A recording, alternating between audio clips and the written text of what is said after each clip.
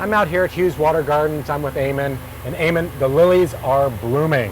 It's that time of year, you know, they come in. You know, we've gone through our spring flowering stuff, and now we're in the height of summer, so there's so many options for people for their ponds. Right. And we're in the lily house in here. So what lilies do we have in here that are blooming right Well, the now? ones on this side are all lotus, and these can be grown here. They're hardy even as far as Chicago, Okay. but you have to do a little thing to keep the pot warm for them. You can grow them really well in a pot on the patio here, but they give a spectacular show for you all summer, you know. And then you also have the regular water lilies. But then there's some really cool lilies over there. Yeah, these are the tropical lilies, so they would have to be treated more as an annual, but the colors are magnificent, both in the leaves and in the flowers and fragrance.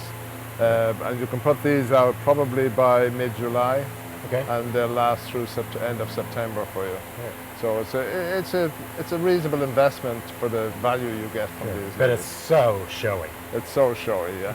And then the big showstopper is the Victoria The lily. Victorias, they're amazing. I mean, the leaves get up to be 7 feet across eventually, and the blooms are about 13 inches.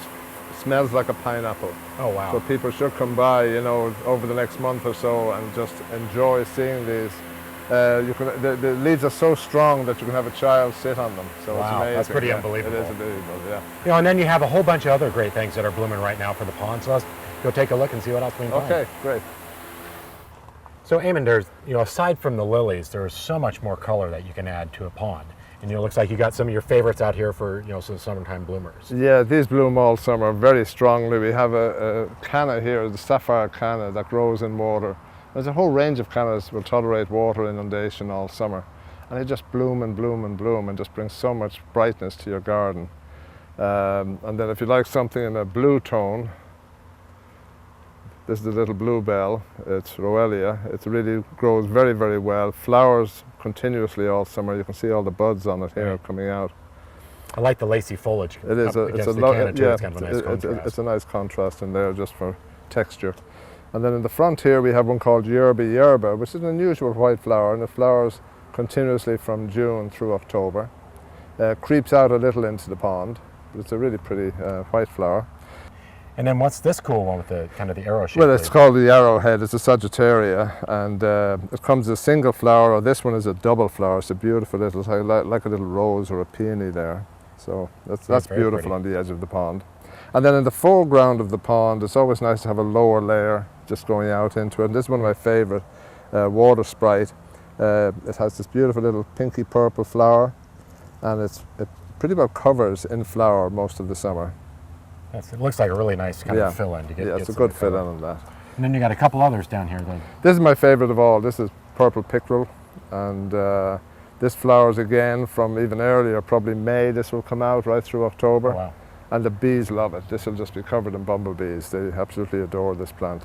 This particular variety is a tall variety, Okay. but there's a few shorter varieties for smaller ponds, so you don't have to go just with the tall specimen. But if you have room, this is spectacular. Yeah, Just we saw it rising over in out the of your display pond. garden over there. And Yeah, it is stunning. it's really pretty. And then another guy there, that little variegated. That one you're familiar with. This is Society garlic. Again, you've got the beautiful variegated foliage, and then the pretty flower on top. So that works well. And then the two, you know, the big flowering showstoppers. down Again, there. if you want something that's really tall at the back, and these fill out into quite large bushes, a number of these hibiscus are wonderful in water.